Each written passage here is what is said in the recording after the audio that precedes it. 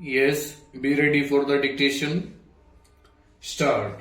In the above case, father of the daughter died in 2001, yet court permitted the daughter to claim the right in ancestral property in view of the amendment in 2005. Stop. On a perusal of the judgment and after having regard to the peculiar facts of the Dhanama (supra), it is evident that the division bench of this court primarily did not deal with the issue of death of the father, rather it was mainly related to the question of law whether daughter who born prior to 2005 amendment would be entitled to claim a share in ancestral property or not, stanza. In such circumstances, in our view, Prakash and others (supra) would still hold precedent on the issue of death of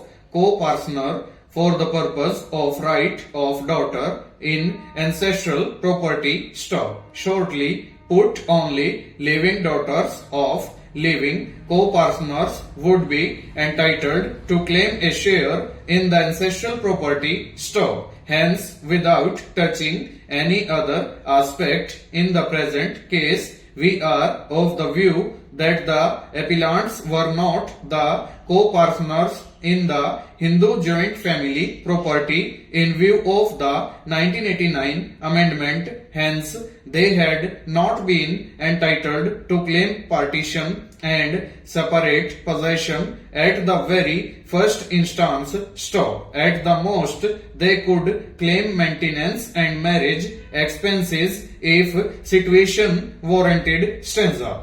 However, as appears from the record of the case and also in view of the contention of the parties, the co-partner property in the hand of late T.G.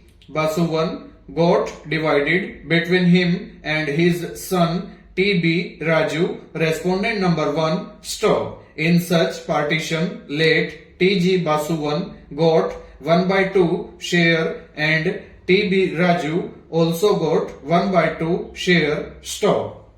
Now the property left in the hand of late T.G. Basuvan would be his separate property. Stop. On his death, such separate property would devolve through succession by applying the rules of sections 8, 9 and 10 of the Hindu Succession Act 1956 in the following manner. Stanza. On the death of the widow, that is mother of the appellants, her 1/8 share which she got in succession would devolve through succession by applying the rules of sections 15 and 16 of the Hindu Succession Act 1956 in the following manner. Stanza.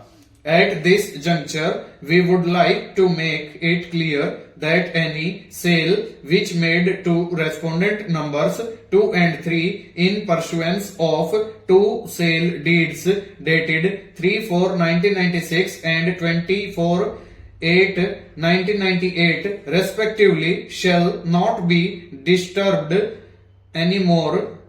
Stop. In lieu of the same, the appellants shall be entitled to their legitimate share, if any, which belonged to them in such properties and which had been sold through sale deeds from respondent number 1 by way of money or some other property of the same amount. Stop. The price of the properties shall be calculated according to the rate prevailing at the date of sale deeds respectively, along with interest at the rate 9% per annum from the date of sale deeds till the payment of money or transfer of property. Stop. Here, legitimate share means share which appellants have got through the division of property as mentioned above in paragraph numbers 12 and 13. Full stop. Over.